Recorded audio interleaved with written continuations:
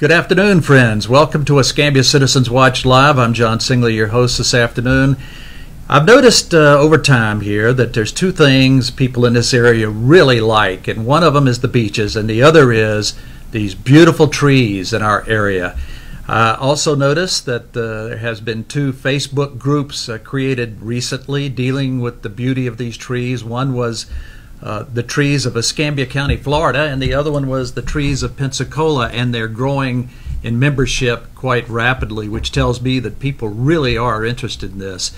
And also, at the Board of County Commissioners meeting recently, citizens have been speaking in support of revising the tree ordinance in this county to better preserve the trees we have and also to strengthen the tree laws. One of those citizens who was involved in the Facebook pages and also spoke, I thought, quite eloquently to the Board of County Commissioners is Margaret Hotstetter. So what better person to talk about this is Margaret. We've invited you to our studios this afternoon. Margaret, good afternoon and welcome. Thank you, John. I really appreciate the opportunity to meet you and to have a chance to speak to the people in your viewing audience and in Escambia County. Margaret, you're a native Pensacola'n. Tell us a little bit about that. I was born and raised here. When I was quite young, newly married, we moved to New Orleans and Dallas and Fort Lauderdale for many years, and back in 2009 returned to Pensacola, Escambia County. I live in Warrington, and that's where I grew up. But we are happy to be back, and one of the things that brought us back were the lovely trees and the environment. And your Facebook page, The Trees of Escambia County, Florida. Tell us about what prompted you to become a Facebook group, and how did that all come about? Well, the tree in this picture, the learning tree, I have now called it, and it's the primary picture on my Facebook page, prompted me to take a look at our ordinance because this tree is on a piece of property my husband and I were thinking about buying. We weren't able to do so. Someone else did purchase the property, and I looked into the records to see, what are they going to do in development? And I was dismayed to learn that, the development was going to apparently the developer planned to remove all the trees. And there are lots of nice trees on this property, including the one here, which is especially nice and large, a live oak tree. And so I had pictures of these trees because when we were considering buying it, we took several pictures. So that is why when I learned that the fate of this tree and many others looks very dark. So that was what prompted me to learn, thus the learning tree, and to try to share what I'm learning about the need for improvement with other people, and that's why I created the Facebook page, Trees of Escambia County, Florida. So Margaret, after you did some more research and built the Facebook page, you took your concerns to the Board of County Commissioners, like many citizens do, and that has led to the counties deciding to take another look at their tree ordinance. So tell us about your experience with the Board of County Commissioners on this. I learned that the ordinance was written 20 years ago, and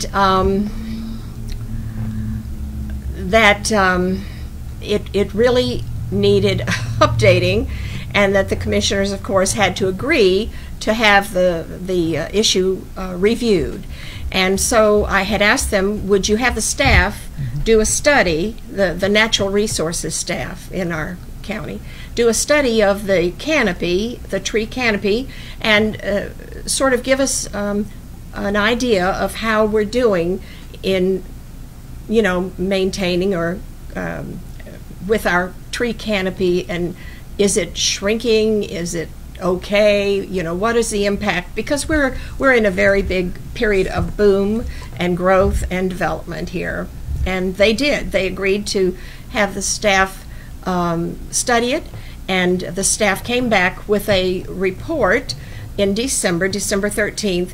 Very factual, just numbers, no pictures of just trees. Just the facts, ma'am. Just the facts, no beautiful pictures of trees, but just a lot of numbers. And saying, you know, in fiscal year 2018, because they took that most recent year and studied the developments that were approved that year, which ended October 1st of 2018. It was very recent. And so we looked over those statistics and saw what I thought was an alarming situation. Now, please, I am not saying we cannot cut down trees. I'm not saying that developers don't have a right to develop their property. I'm not making any statements about developers or people in the building industry. My husband was a builder. He is, you know, I was a real estate agent for many years. I'm not opposed to any of that type of activity. And so we want to just see an improvement, have better, a better ordinance. Right, and Margaret, you spoke again here just very recently where you described an idea how the county could revise the tree ordinance to make it better, and also how to measure their results, and even programs to incentivize developers and other property owners into thinking more about protecting our trees. Tell me about what you described to them. Well, can I go back and show you some pictures Sure of trees can. and some of the information that I've learned, and that will show you why I decided to go and dive in to the ordinance and really study it and try to make some positive suggestions. So the picture here on the screen is a picture of me standing in front of a beautiful magnolia tree. It's just a tree on a vacant lot somewhere, and I thought this was a magnificent tree. I had my husband actually looking for examples of beautiful trees, and he found this one, and we went over and took pictures. Well, first I must tell you that one of the ordinance regulations that I thought was needing improvement is the definition of a heritage tree. On our ordinance says that in order for a tree to have the protection or more protection, the tree must be 60 inches in diameter. That's 5 feet through the middle. That's a huge, huge tree. And so I was wondering, well, I'm looking at big trees. How big are they? Are they big enough to be considered heritage trees? And then I had to revisit my math class where you learn, because I can't like measure the diameter of the tree. I had to measure the circumference. How big around is it? And we would easily do that with my husband's measuring tape, and then I had to look up what pi was. But anyway, you divide that number by pi, which I now remember, 3.142. And that tells us how many inches is the diameter. So in this case, for instance, this tree here, it had, golly, I think 38 inches or 46, no, it was 46, this one. I thought I was going to have my notes on it, but it didn't show up. So I think this tree turned out to be about 46 inches in diameter, way short of what would be considered a heritage tree in Escambia County. But look at that tree. It has, we measured, my husband and I, the whole canopy too. And we found that the canopy was 84 feet across. That's a beautiful and huge tree, but it is nowhere near big enough in our current ordinance to be qualified as a heritage tree. Given, and believe me, they do cut down heritage trees all the time. It's just it would be given a little more protection. Let's see. Now, this is another interesting picture, is the example of a rather young live oak tree. And this tree is exactly 12 inches in diameter. I've brought my little my little, what do you call it? Prop? Prop. That's right. We used this at the county commissioners one time, my husband and I, to show them this is what 12 inches in diameter, the trunk of that tree, and it's measured at 4.5 feet off the ground, would be. It has to be that big. Now, why do we care if a tree is 12 inches in diameter? Because anything smaller than 12 inches in diameter, and that tree right there is a perfect specimen, it's exactly 12 inches in diameter. But if it were any smaller, I mean even 1/4 of an inch smaller, too small to be given any consideration at all in our current tree ordinance for being counted in a tree survey or for being possibly given a little protection or consideration. So that was very dismaying to me, and that was another example of what prompted me to work. And that's the 38-inch circumference, and you divide that by 3.142 and you get 12 inches, and that's the diameter. So then I went out and I began going to the Development Review Committee weekly meetings, Wednesday afternoon at 1. Please join me, people. And that is where the county's staff, Development Review staff, review the new developments, both residential and commercial, that are being proposed. And all of the documents that are involved in those are presented, and they're available online too, which is very helpful at mygovernmentonline.org. It's a service that the county subscribes to that is a benefit to both developers for permitting purposes or looking at their records, for the staff, and the public can have a little account, no charge, and you don't have to run downtown and ask for public records or dig it up in an old dusty file somewhere. So this is a tremendous benefit. Margaret, give us that website again. Okay, it's called mygovernmentonline.org. And when you get there, you just create your name and password, and you can look into anything in the county that's being developed or has been developed since they started this system about a year ago. Now, here's another example of what when I would go to the Development Review Committee meetings on Wednesday, there are these different developments being discussed and so forth. So my husband and I, we'd go out and visit some of them.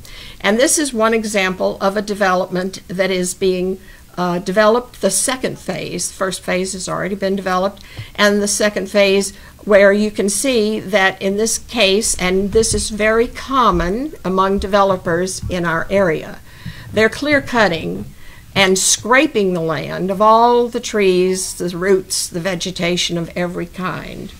Now, this development happens to have a lot of wetlands in it also. So, of course, the wetlands have been protected, they say, and this stand of trees over here to the right are where the wetlands were identified, and you see that black silt barrier, they call it, and that's what the developer is supposed to put up to protect the wetlands from having any disruption or having runoff where dirt might run over into the wetlands, because that could very seriously damage the remaining wetlands in the property. So this is the kind of thing we would see, and I just happened to take pictures of these things, not all of them.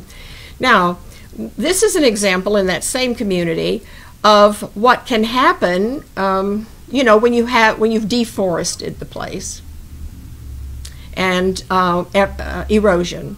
So this is a picture. To the left is a road that was recently built, and retaining wall was built on both sides of that road, and that is a road that had to that goes from phase 1 to phase 2, which is the place they were clearing now. Now, they had to put the road through the wetlands in order to get to the next phase, where the uplands, they call it, where the land is that they are going to develop. But something's not right. You wouldn't have that kind of erosion. And there are, and that erosion is causing an intrusion into the wetlands, because of course the wetlands are on either side of the road. So this is a this is a possible effect from that kind of development when they not only go right up to the edge of the wetlands, but even sometimes have to cut through the wetlands. And so I just brought that picture to show you. This is the overview of that particular community that is under construction in Phase 2. It's, you can see the original aerial picture showing a totally wooded and densely wooded piece of land, and much of that acreage is wetlands. So, and it's even more sensitive, of course, when you're developing and clear cutting, especially, and you're involving a lot of wetlands that are supposed to be very protected. Now, this is what you had asked about. Yeah, yeah. When I spoke to the county commissioners my last time, by the way, folks, you can speak to the county commissioners at the Public Input Forum, which is a period of about 30-45 minutes that's allocated to the public to come and speak, but you're limited to 3 minutes, so you better plan your talk and talk fast. And when you speak, you can speak on any topic as long as it's not something that's on the agenda that night. Okay? So I had made evaluation, and I've been working on this for months, and I had made suggestions that I thought were reasonable and excellent, if I do say so myself. And I wanted to present the two primary first ideas to the county commissioners, because in 3 minutes you can't say much. So I have a whole a number of improvements that I'm presenting, and I have in writing, and they are in the hands of the planning board that'll be considering this issue on Tuesday, coming up March 5th. But my plan here was this is the first and the new idea that goes into the tree ordinance. Right now, the tree ordinance, like most ordinances, will cover the entire county. And as you see, we have a large, diverse county. This is a future land use plan for 2030, but it still shows, even in the plan for 2030, that area to the north, or the top part of our county, is very green. It's very agricultural. It is very rural. And the area to the south, which I've hashed and tagged and labeled there for us, is the urban area, the more urban area, the developed area where we have a tremendous amount of development going on now because of the economy and whatnot, and because of the new businesses and such that have come into our area. So I had learned that this is a common practice, to take a county or a large entity, a government entity, and divide it into segments, and make the ordinance pertain to one section or another. So any recommended changes I'm making are first only recommended for that area south in the urban part of our county. And that line happens to be at Quintet Road, in that vicinity, so people might be familiar with that area. So we're not talking anything north of there, just the rules would be improved in the southern area. Now, one of the arguments that a commissioner had made was, well, we can't write ordinance for different areas. We have to write an ordinance that's one size fits all. And well, that isn't so. We do have the sector plan and other things that have been written, and other communities do this all the time, making particular areas, that in this case called an urban service area, is what I recommended. And if the county has not done this before, they certainly can. Other communities do it all the time. Yeah, you represent a more dense area, more urban area, as opposed to an open, more rural agriculture area. That makes sense. So once if they were to agree that this is going to be amended or improved, and they select that as my first idea, then we would go into the particulars of the recommended changes. But the second goal that I expressed and shared with them is that we have, in our ordinance now, we have a goal mentioned, and that is to preserve and protect more trees, and of course it mentions the benefit of trees and why we want to preserve the type of trees that are native to our area and healthy and strong and so forth. And it gives the method by which all sorts of issues involving trees are to take place.